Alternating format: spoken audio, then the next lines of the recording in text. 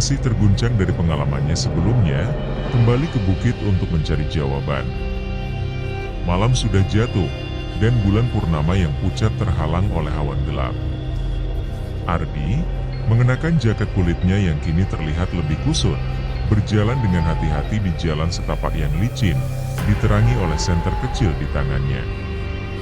Di sekitar, angin dingin menghembus, membuat dedaunan kering berbisik seperti suara langkah-langkah samar. Pepohonan menjulang tinggi, menciptakan bayangan yang bergerak-gerak di tanah. Ardi merasa seolah-olah ada sesuatu yang mengawasi dari kegelapan, membuat bulu kuduknya meremang. Sesekali, ia berhenti dan menoleh, yakin mendengar suara aneh, tetapi setiap kali ia berbalik, yang terlihat hanyalah kabut tebal yang menyelimuti bukit. Saat Ardi tiba di puncak bukit, dia terkejut melihat rumah tua itu berdiri di tempat yang sama seperti sebelumnya.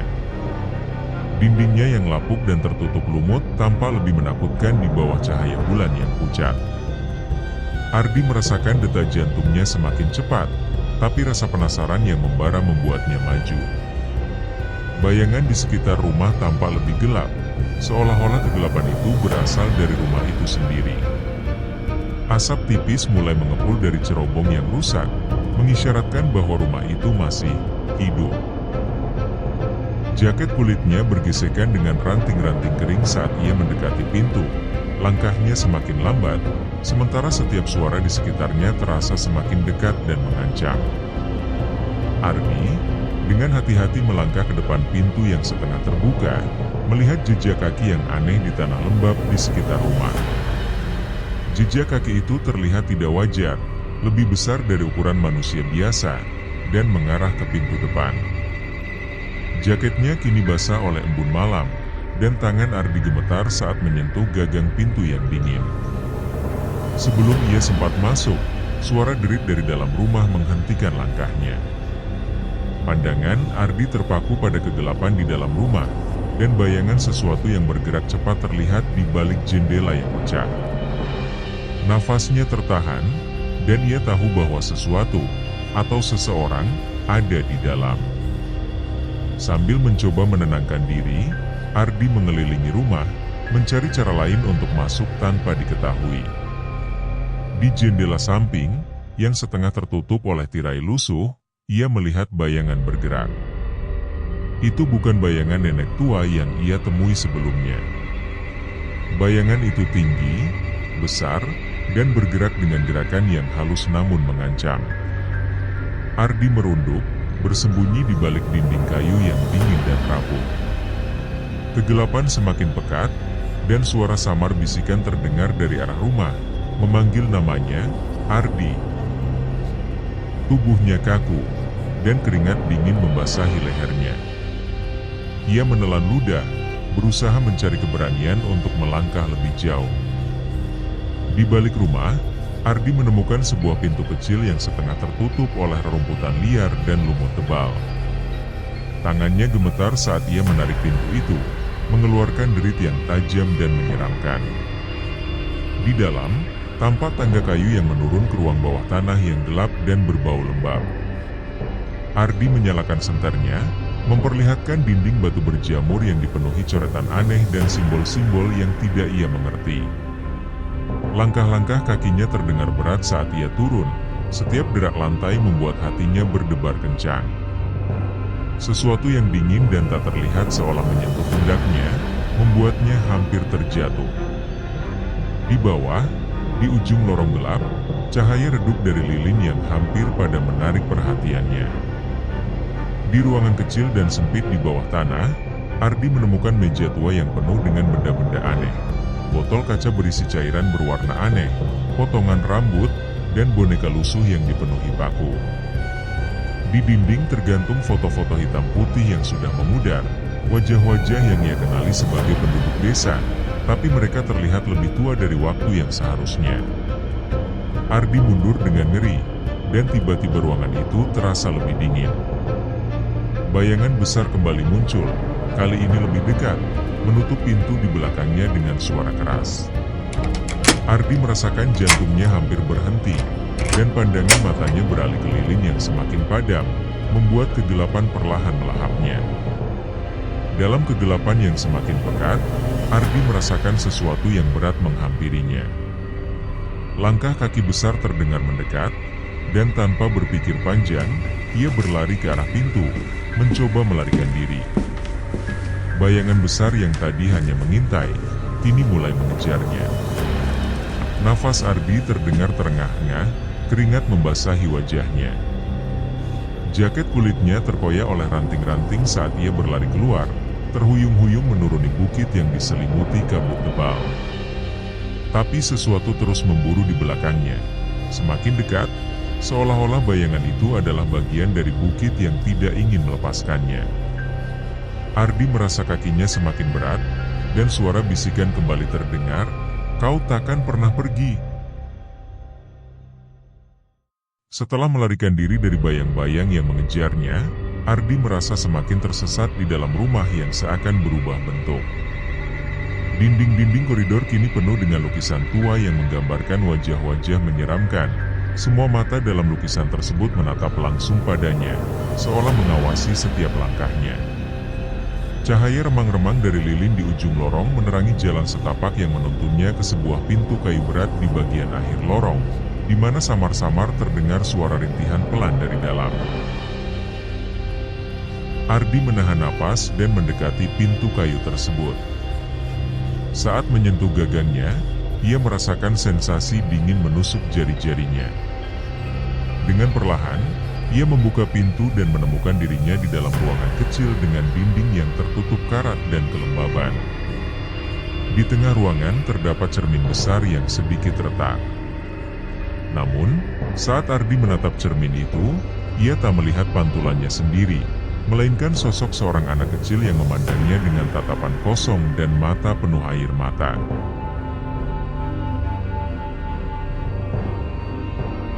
Ardi terkejut dan tersentak mundur, namun cermin tersebut tampaknya memikatnya untuk mendekat lagi.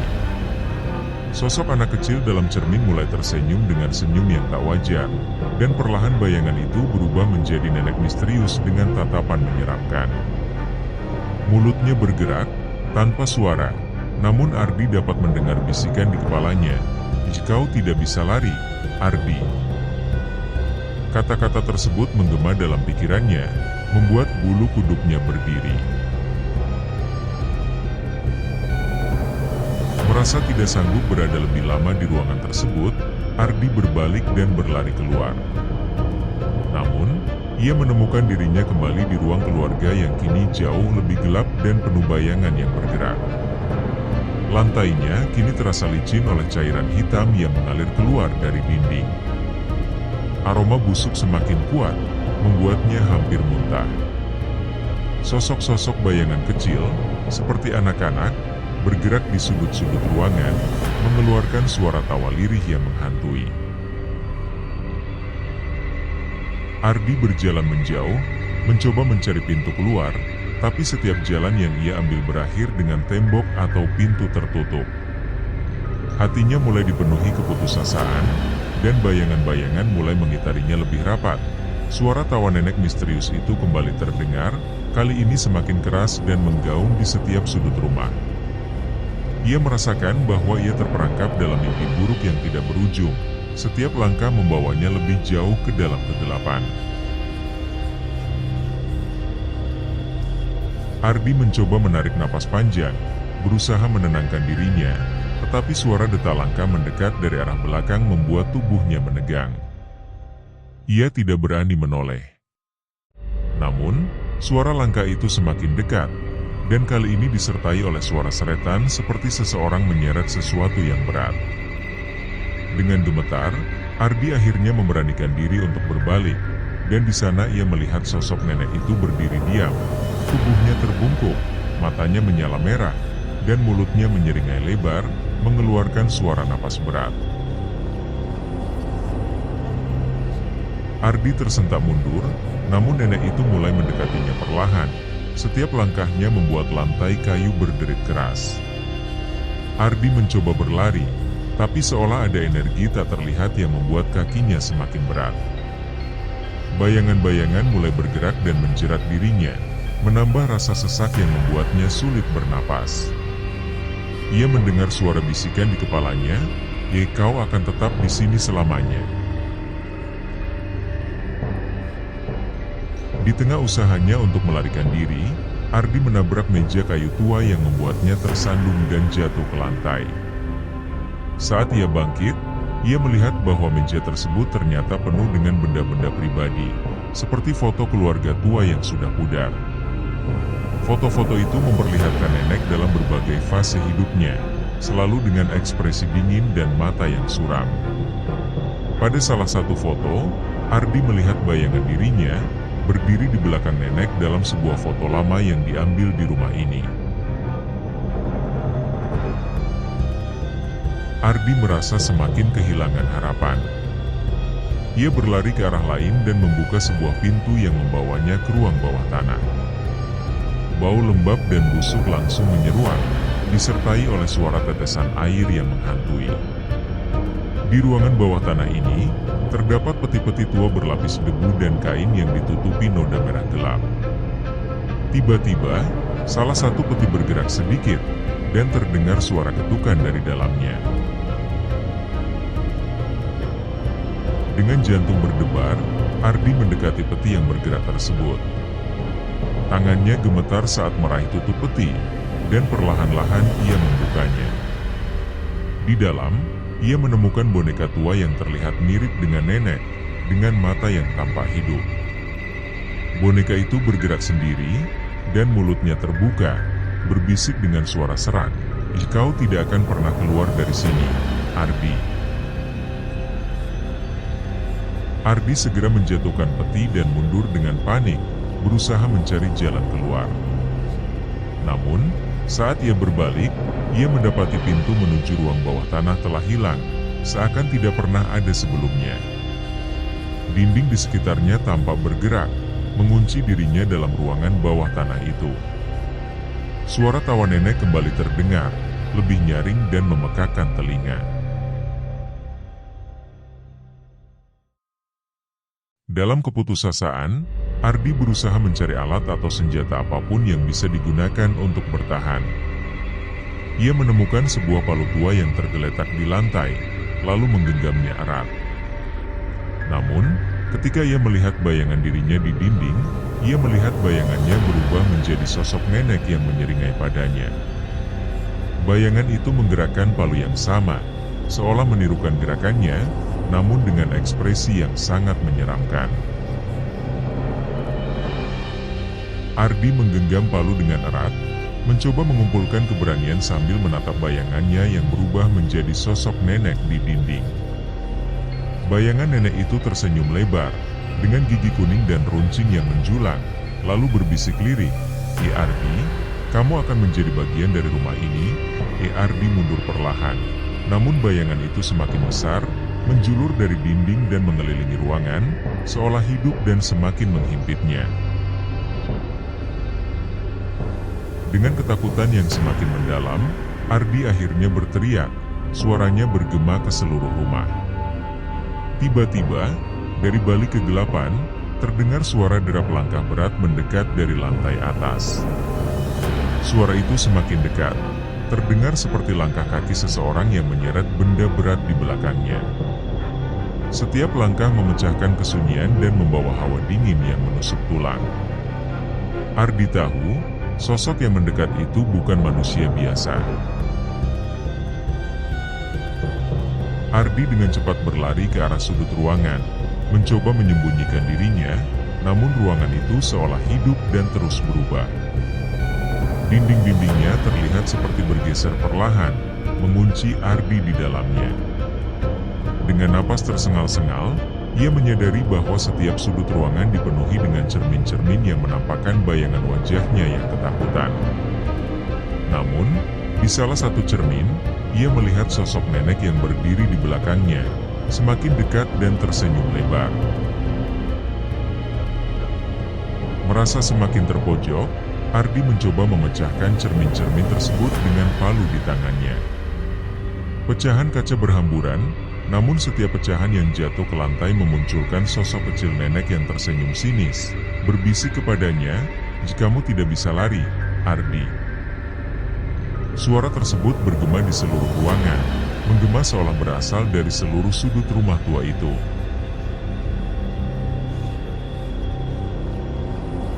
Di tengah kepanikan, Ardi mendengar bisikan samar yang berbeda, suara lembut seorang anak yang terdengar memanggil namanya dari kejauhan. Suara itu terdengar penuh dengan kepedihan dan meminta tolong. Ardi merasa bingung, namun ia merasa perlu mengikuti suara tersebut, berharap menemukan jalan keluar atau petunjuk di tengah kegelapan ini. Ia berjalan perlahan, mengikuti suara itu yang semakin jauh di dalam rumah. Saat ia mendekati ujung lorong, Ardi melihat sebuah pintu kecil yang terbuka. Di dalamnya hanya ada ruangan gelap dengan sebuah kursi goyang tua di tengah ruangan.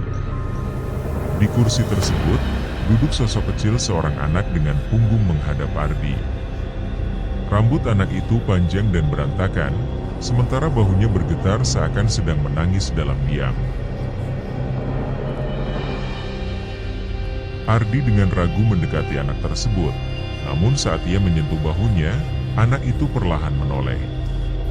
Wajah anak itu pucat, matanya kosong tanpa kehidupan, namun bibirnya membentuk senyum yang tidak wajar. Anak itu berbisik dengan suara bergetar, mereka semua ada di sini, Ardi. Mereka semua menunggumu." Dengan tiba-tiba, kursi goyang itu berhenti, dan ruangan menjadi hening. Sebelum Ardi bisa bereaksi lebih jauh, ruangan berubah drastis, seolah ada arus yang menariknya kembali ke dalam kegelapan rumah tua itu. Ia terseret dalam pusaran bayangan, jatuh kembali ke tengah ruang utama, di mana sosok nenek berdiri dengan tubuh melayang, tersenyum lebar sambil membuka kedua tangannya, seakan menyambut Ardi dalam pelukan maut. Nenek itu berbisik pelan, akhirnya, kamu pulang, Ardi." Di tengah suasana gelap gulita, Ardi merasa tubuhnya semakin lemah, seolah ada energi misterius yang menyerap kekuatannya. Ia mencoba berdiri, namun sosok nenek yang melayang di hadapannya semakin mendekat, dengan mata yang kosong namun penuh kebencian. Nenek itu berbisik dengan nada suara yang lebih keras, "Di rumah ini adalah penjara jiwa-jiwa. Tak ada yang bisa lepas." Ardi mulai sadar bahwa rumah tua ini bukan sekadar bangunan, melainkan penjara tempat arwah-arwah tersiksa. Tiba-tiba, Ardi mendengar suara-suara bisikan lain di sekelilingnya, suara arwah-arwah yang tertahan di dalam rumah tersebut. Suara itu memohon pertolongan, menangis, dan berteriak minta dibebaskan. Ardi tertegun, menyadari bahwa ia berada di tengah pusaran arwah yang mencari jalan keluar. Suara-suara itu semakin ramai, membuat kepala Ardi terasa sakit dan berputar. Dengan sisa-sisa keberanian, Ardi memejamkan mata dan mengucapkan doa, berharap bisa menemukan kekuatan untuk menghadapi kegelapan ini. Ia mulai mengingat keluarganya, kehidupannya di luar rumah ini, dan tiba-tiba, cahaya lembut muncul di depannya, seolah memberi petunjuk jalan keluar. Cahaya itu membentuk sosok anak kecil yang dulu pernah ditemuinya di lorong, namun kali ini anak itu tampak damai dan tersenyum lembut. Anak kecil itu memegang tangan Ardi dan membimbingnya ke arah sebuah pintu di belakang ruangan. "Jangan takut, ini jalan keluarnya," bisik anak itu. Ardi merasakan hangat di hatinya, dan perlahan mulai melangkah mengikuti sosok kecil tersebut. Setiap langkah terasa berat, seakan ada yang menariknya kembali, namun anak itu terus menggenggam erat tangan Ardi. Saat mereka mendekati pintu, sosok nenek tiba-tiba muncul di depan mereka, dengan wajah marah dan menakutkan. Nenek itu berteriak, "Tidak ada yang boleh keluar dari sini." Ardi merasa takut, namun ia memandang ke arah anak kecil yang masih memegang tangannya, dan menyadari bahwa keberanian adalah satu-satunya jalan untuk melawan ketakutan tersebut.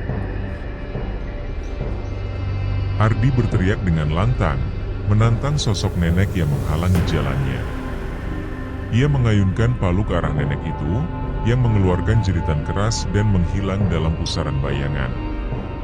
Pintu di depan mereka terbuka lebar, dan Ardi segera berlari keluar bersama anak kecil itu, meninggalkan rumah tua tersebut yang mulai bergetar dan runtuh di belakangnya. Mereka berhasil keluar dari rumah tua itu, dan sesampainya di luar, Ardi melihat rumah tersebut perlahan-lahan runtuh dan menghilang, seolah tersedot ke dalam bumi. Anak kecil yang bersamanya mengucapkan terima kasih. Wajahnya yang dulu terlihat penuh kepedihan kini terlihat damai, sebelum ia juga perlahan-lahan menghilang seperti embun yang lenyap di pagi hari. Ardi berdiri di atas bukit yang kini terasa lebih tenang dan damai. Ia menarik napas panjang, menyadari bahwa peristiwa yang dialaminya bukan hanya sebuah mimpi buruk, namun kenyataan yang misterius. Ia menatap ke arah bekas rumah tua yang kini lenyap tanpa jejak, merasa bersyukur atas kesempatan hidup yang baru saja ia dapatkan. Saat menuruni bukit, Ardi berpikir tentang anak kecil yang telah membantunya, dan arwah-arwah lain yang mungkin masih terjebak dalam kegelapan di tempat lain. Ia bersumpah dalam hatinya untuk selalu menghargai hidupnya, dan tidak akan melupakan apa yang telah ia alami. Setiap langkahnya terasa lebih ringan, seiring dengan hilangnya rasa takut yang menghantuinya selama ini. Ketika Ardi akhirnya tiba di kaki bukit, ia menoleh ke arah bukit yang kosong di belakangnya. Ia mengucapkan doa terakhir untuk jiwa-jiwa yang telah terperangkap di sana, berharap mereka juga bisa menemukan kedamaian. Dengan perasaan lega, ia meninggalkan bukit angker itu, menghilang di balik pepohonan, melanjutkan hidupnya dengan pandangan baru. Cerita ini mencapai akhir yang penuh harapan dan pembebasan bagi Ardi. Meski penuh ketegangan dan mencekam, Ardi berhasil keluar dengan nyawa selamat dan membawa pesan untuk hidup lebih menghargai kehidupan.